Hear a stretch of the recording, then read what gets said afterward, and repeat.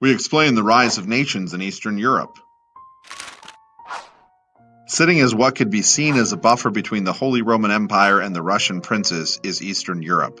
Its geography is diverse. It stretches from the beaches of the Baltic Sea through the plains in places like Poland and into the mountains of the Balkan Peninsula. The same geography that limited a unified Greece in the Classical Age. That geography of plains versus mountains and cold versus warm climates created a diverse group of Slavic tribes with differing economies and societies. They were framed by the river region that buffered the European plains and the Russian steppes. Trade flowed up and down the rivers of the Danube, the Vistula, and the Dniester.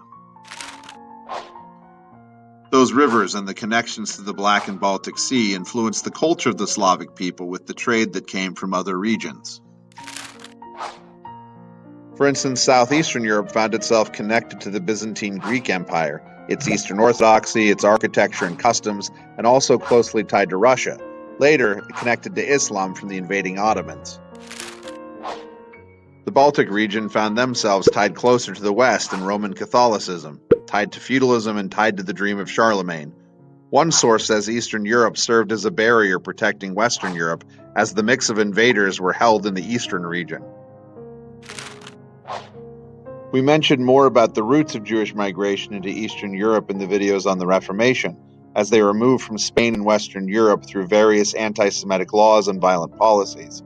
In this video, we'll discuss how Poland became a refuge for Jews looking to escape, bringing a diversity of skills, languages, and learning to the trade routes in the Baltic areas. In 1264, Prince Boleslav Krakow signed a charter to protect Judaism in the region.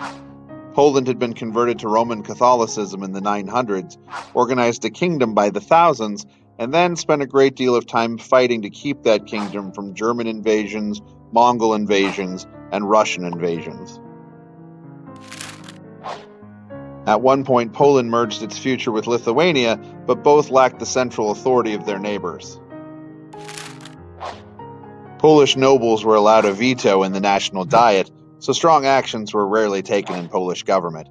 Poland did make a strong stand at Vienna, helping to break the Ottoman attack, but then would be taken in partitioned pieces over the next few centuries by their neighbors.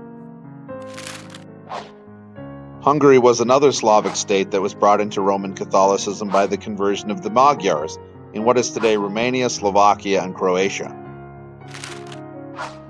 The King of Hungary would sign the Golden Bull in 1222, a sort of Magna Carta for Hungary.